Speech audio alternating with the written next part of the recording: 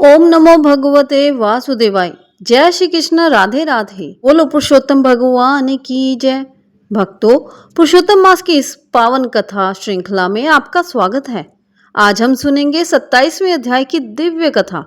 कहते हैं कि पुरुषोत्तम मास में श्रद्धा पूर्वक कथा श्रवण करने से मनुष्य के जन्म जन्मांतर के पाप नष्ट होते हैं और भगवान श्री हरि की विशेष कृपा प्राप्त होती है। आज की कथा में छिपा है ऐसा अद्भुत संदेश जो हमें भक्ति, विश्वास और धर्म के मार्ग पर चलने की प्रेरणा देता है। इसलिए कथा को अंत तक अवश्य सुने और मन ही मन श्री राधा कृष्ण का स्मरण करते रहें। तो आइए बिना किसी विलंब के पुरुषोत्तम मास महात्म कथा के 27वें अध्याय का शुभारंभ करते हैं। बोलिए श्री राधे कृष्ण भगवान की जय। श्री पुरुषोत्तम भगवान की जय। श्री नारायण बोले, इस प्रकार कहकर मौन हुए मुनीश्वर वाल्मीकि मुनि को सप्तनिक राजा दृढ़धनवा ने नमस्कार किया और प्रसन्नता के साथ भक्ति पूर्वक पूजन किया। उस राजा दृढ़धनवा से की हुई पूजा को लेकर आशीर्वाद को दिया, तुम्हारा कल्याण हो। पापों का नाश करने वाली सरयू नदी को मैं जाऊंगा। इस समय हम दोनों को इस प्रकार बात करते सायंकाल हो गया है। ये कहकर मुनि श्रेष्ठ वाल्मीकि मुनि शीघ्र चले गए। राजा दृढ़धनवा भी सीमा तक वाल्मीकि मुनि को पहुंचाकर अपने घर लौट आया। घर जाकर अपनी गुण सुंदरी नामक सुंदरी स्त्री से बोला। राजा दृढ़धनवा बोला, अय सुंदरी, राग, द्वेष, लोभ, मोह, मद, मात्सर्य इन 6 शत्रुओं से युक्त गंधर्व नगर के समान इस असार संसार में मनुष्यों को क्या सुख है। कीट विष्ठ, भस्म रूप और वात पित्त कफ इनसे युक्त मल मूत्र रक्त से व्याप्त ऐसे इस शरीर से मेरा क्या प्रयोजन है। हे वरारोहे, अध्रुव शरीर से ध्रुव वस्तु एकत्रित करने के लिए पुरुषोत्तम का स्मरण कर वन को जाता हूं। तब वह गुण सुंदरी ऐसा सुन के विनय से नम्रता युक्त तथा शुद्धता से हाथ जोड़कर अपने पति से बोली, हे नृपते, मैं भी तुम्हारे साथ चलूंगी। पतिव्रता स्त्रियों के पति ही देवता हैं। जो स्त्री पति के जाने पर पुत्र के गृह में रहती है, वह स्त्री पुत्र वधु के अधीन हो प्राय गृह में कुत्ते के समान रहती है। पिता स्वल्प देता है और भाई भी स्वल्प ही देता है। अत्यंत देवे वाले पति के साथ कौन स्त्री ना जाएगी। इस प्रकार प्रिया की बात को स्वीकार कर पुत्र का अभिषेक कर स्त्री सहित शीघ्र ही मुनियों से सेवित वन को गया। दोनों स्त्री पुरुष हिमालय के समीप गंगा जी के निकट जाकर पुरुषोत्तम मास के आने पर दोनों काल में स्नान करने लगे। हे नारद, वहां पुरुषोत्तम मास को प्राप्त कर विधि से पुरुषोत्तम का स्मरण कर भार्य सहित तपस्या करने लगे। ऊपर हाथ किए बिना अवलंब पैर के अंगूठे पर स्थिर आकाश में दृष्टि लगाए निराहार होकर राजा श्री कृष्ण का जप करने लगे। इस प्रकार व्रत की विधि में स्थित हुए तपोनिधि राजा की पतिव्रता रानी सेवा में तत्पर हुई। इस प्रकार तप करते हुए राजा का पुरुषोत्तम मास संपूर्ण होने पर घंटी माओं के जल से विभूषित विमान वहां आया। ऐसे तत्काल आए हुए पुण्यशील और सुशील सेवित विमान को देख स्त्री सहित राजा आश्चर्य युक्त हो विमान में बैठे हुए पुण्यशील और सुशील को नमस्कार किया। पुण्य व स्त्री सहित राजा को विमान में बैठने की आज्ञा दिए। स्त्री सहित राजा विमान में बैठ के सुंदर नवीन शरीर धारण कर तत्काल गोलोक को गए। इस प्रकार पुरुषोत्तम मास में तप करके भय रहित लोक को प्राप्त होकर हरि के निकट आनंद करने लगे। और पतिव्रता स्त्री भी पुरुषोत्तम में तप करते हुए पति की सेवा कर उसी लोक को प्राप्त हुई। श्री नारायण बोले, हे नारद, मेरी एक जीवा है, इस समय इसका क्या वर्णन करूं। इस पृथ्वी पर पुरुषोत्तम के समान कुछ भी नहीं है। सहस्त्र जन्म में तप करने से जो फल प्राप्त नहीं होता है, वह फल पुरुषोत्तम के सेवन से पुरुष को प्राप्त हो जाता है। श्री पुरुषोत्तम मास में बुद्धि पूर्वक अथवा अबुद्धि पूर्वक किसी भी बहाने यदि उपवास, स्नान, दान और जप आदि किया जाए तो करोड़ों जन्म पर्यंत किए पाप नष्ट हो जाते हैं। जैसे दुष्ट बंदर ने अबुद्धि पूर्वक 3 रात तक पुरुषोत्तम मास में केवल स्नान कर लिया तो उसके पूर्व जन्म के समस्त कुकर्मों का नाश हो गया और वह बंदर भी दिव्य शरीर धारण कर विमान पर चढ़कर जरा मरण रहित गोलोक को प्राप्त हुआ। इसलिए ये पुरुषोत्तम मास संपूर्ण मासों में अत्यंत श्रेष्ठ माना गया है, क्योंकि इसमें बिना जाने से ही पुरुषोत्तम मास में किए गए स्नान मात्र से दुष्ट वानर को हरि भगवान के समीप पहुंचाया। अहो, आश्चर्य है! श्री पुरुषोत्तम मास का सेवन जो नहीं करने वाले हैं वह महामूर्ख हैं।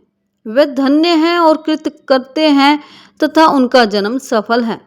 जो पुरुष श्री पुरुषोत्तम मास का विधि के साथ स्नान, दान, जप, हवन, उपवास पूर्वक सेवन करते हैं। नारद मुनि बोले, वेद में समस्त अर्थों का साधन करने वाला मनुष्य शरीर कहा गया है, परंतु ये वानर भी व्याज से पुरुषोत्तम मास का सेवन कर साक्षात मुक्त हो गया। हे तपोनिधे, संपूर्ण प्राणियों के कल्याण के निमित्त मुझसे इस कथा को कहिए। इस वानर ने 3 रात्रि तक स्नान कहाँ पर किया? ये वानर कौन था? आहार क्या करता था? उत्पन्न कहाँ हुआ? कहाँ रहता था? और श्री पुरुषोत्तम मास में व्याज से उसको क्या पुण्य हुआ? ये सब विस्तार से सुनने की इच्छा करने वाले मेरे से कहिए। आपसे कथा अमृत श्रवण करते हुए मुझे तृप्ति नहीं होती है। श्री नारायण बोले, कोई केरल देश का अत्यंत लालची, शहद की मक्खियों के समान धन में प्रेम रखने वाला, सर्वदा धन के संचय करने में तत्पर रहने वाला ब्राह्मण था। उसी कर्म से लोक में कदर्य नाम से प्रसिद्ध था। उसके पिता ने भी प्रथम उसका नाम चित्र शर्मा रखा था। उस कदर्य ने सुंदर अन्न, सुंदर वस्त्र का किसी समय उपभोग नहीं किया। उस कुबुद्धि ने अग्नि में आहुति, पितरों का श्राद्ध भी नहीं किया, यश के लिए कुछ नहीं किया और आश्रित वर्ग का पोषण नहीं किया। अन्याय से धन को इकट्ठा कर पृथ्वी में गाड़ दिया। माघ मास में उसने कभी तिल दान नहीं किया। कार्तिक मास में दीप दान और ब्राह्मणों को भोजन नहीं कराया। वैशाख मास में धान्य का दान नहीं किया और व्यतिपात योग में सुवर्ण का दान नहीं किया। वैधृति योग में चांदी का दान नहीं किया और ये सब दान कभी सूर्य संक्रांति काल में नहीं दिया।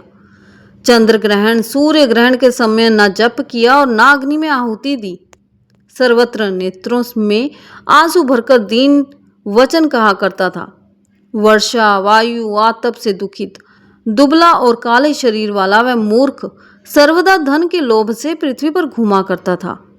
कोई भी इस पामर को कुछ दे देता, इस तरह बार बार कहता हुआ गौ के दोहन समय तक कहीं भी ठहरने में असमर्थ था। लोक के प्राणियों के धिक्कारने से जला हुआ और उद्विग्ना मन होकर घूमता था। उसका मित्र कोई बनेचर वाटिका का मालिक था।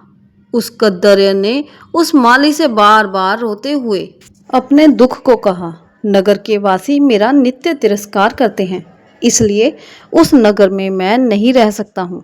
इस प्रकार कहते हुए उस कद्दर्य ब्राह्मण के अत्यंत दीन वचन को सुनकर माली दयार्थचित हो गया। शरण में आए हुए उस दीन ब्राह्मण पर माली ने दया कर कहा कि हे कद्दर्य, इस समय तुम इसी वाटिका में वास करो। नगरवासियों से तिरस्कृत हुआ वह कद्दर्य उस माली के वचन को सुन प्रसन्न होकर उस वाटिका में रहने लगा। नित्य उस माली के पास वास करता और उसकी आज्ञा का पालन करता। इसलिए उस कद्दर्य में माली ने दृढ़ विश्वास किया और उस कद्दर्य में अत्यंत विश्वास होने के कारण माली ने उस कद्दर्य ब्राह्मण को अपने से छोटा बगीचे का मालिक बना दिया। इसके बाद उस माली ने यह निश्चय किया कि कद्दर्य हमारा आदमी है, इसलिए वाटिका की चिंता को छोड़कर राज मंदिर का सेवन किया। राजा के यहाँ उस माली को बहुत कार्य रहता था, इसलिए और प्राधीनतावश वाटिका की ओर वह कभी नहीं आया। वह अत्यंत दुर्बल कद्दर्य उस वाटिका के फलों को आनंद से अच्छी तरह भोजन करता और लोभवश बचे हुए फलों को बेच देता था। निर्भय पूर्वक उस बगीचे के फलों को बेचकर सब धन स्वयं ले लेता था। जब माली पूछता था तो उसके सामने झूठ बोलता था कि नगर में फिरता फिरता, भिक्षा मांगता मांगता और खाता खाता तुम्हारे वन की रक्षा करता हूँ।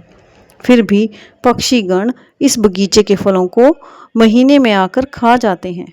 देखिए, मैंने कुछ खाते हुए पक्षियों को अच्छी तरह से मार डाला है। यहाँ चारों तरफ उन पक्षियों के मांस और पंख गिरे पड़े हैं और उन मांस के टुकड़ों को और पंखों को देखकर उसका अत्यंत विश्वास कर माली चला गया। इस प्रकार अत्यंत जर्जर उस दुष्ट कद्दर्य के वास करते हुए 87 वर्ष बीत गए। वह मूढ़ वहीं ही मर गया और उसको अग्नि और काष्ठ भी नहीं मिला। बिना भोग पापों का नाश नहीं होता है, ऐसा वेद के जानने वाले कहते हैं।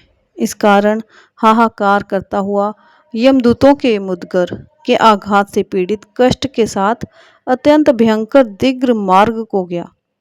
पूर्व में किए हुए कर्मों को स्मरण करता हुआ और प्रलाप करता हुआ तथा बूंद बूंद अक्षरों में कहता हुआ कि अहो आश्चर्य है, मुझ दुष्ट कद्दर्य के अज्ञान को देखिए। कृष्ण सार से युक्त पवित्र इस भारत खंड में देवताओं को भी दुर्लभ मनुष्य शरीर को प्राप्त कर मैंने धन के लोभ से क्या किया, अर्थात कुछ भी नहीं किया, और मैंने जन्म व्यर्थ में खोया तथा मैंने बहुत दिनों में जो धन संचय किया था वह धन तो पराधीन हो गया। इस समय काल पाश में बंधा पराधीन होकर क्या करूं? प्रथम मनुष्य शरीर को प्राप्त कर कुछ भी पुण्य कर्म नहीं किया, ना तो दान दिया, ना अग्नि में आहुति दी, ना हिमालय की गुफा में जाकर तपस्या की। मकर के सूर्य होने पर माघ मास में ना गंगा के जल का सेवन किया। पुरुषोत्तम मास के अंत में 3 दिन उपवास भी नहीं किया और कार्तिक मास में तारागण के रहते प्रातः स्नान नहीं किया। मैंने पुरुषार्थ को देने वाले मनुष्य शरीर को भी पुष्ट नहीं किया। ओहो आश्चर्य है, मेरा संचित धन पृथ्वी में निरर्थक गड़ा रह गया। दुष्ट बुद्धि होने के कारण जीवन पर्यंत जीव को कष्ट दिया और मैंने जठरागिनी को भी कभी अन्न से तृप्त नहीं किया। किसी पर्व के समय भी उत्तम वस्त्र से शरीर को आच्छादित नहीं किया, ना तो जाति के लोगों को, ना बांधवों को, ना स्वजनों को, ना बहनों को, ना दामाद को, ना कन्या को, ना माता पिता छोटे भाई को, ना पतिव्रता स्त्री को, ना ब्राह्मणों को प्रसन्न किया। इन लोगों को एक बार भी मिठाई से कभी तृप्त नहीं किया। इस प्रकार विलाप करते हुए उस कद्दर्य को यमदूत यमराज के समीप ले गए। उसको देखकर चित्रगुप्त ने उसके पाप पुण्य को देखा और अपने स्वामी धर्मराज से कहा कि हे महाराज, ये ब्राह्मणों में अधम कृपण है। धन के लोभी इस दुष्ट कद्दर्य का कुछ भी पुण्य नहीं है। वाटिका में रहकर इसने बहुत पाप किया है। माली का विश्वास पात्र बनकर साक्षात स्वयं फलों को चुराया और जो जो के पके हुए फल थे उनको खाया, और जो खाने से बचे हुए फल थे उनको इष्ट दुष्ट ने धन के लोभ से बेच डाला। एक फलों के चोरी का पाप, दूसरा विश्वासघात का पाप। हे प्रभु, ये 2 पाप इसका कृपण में अत्यंत उग्र हैं और भी इसमें कई प्रकार के अनेक पाप हैं। नारद मुनि बोले, इस प्रकार ब्रह्मा के पुत्र चित्रगुप्त के वचन को सुनकर अत्यंत क्रोध से युक्त धर्मराज ने कहा कि ये कद्दर्य 1000 बार वानर योनि में जाए और विश्वासघात का फल इसको बाद में होएगा। इति श्री पुरुषोत्तम मास महात्म कथा अध्याय 27वां संपूर्णम। बोलो पुरुषोत्तम भगवान की जय। श्री हरि की जय।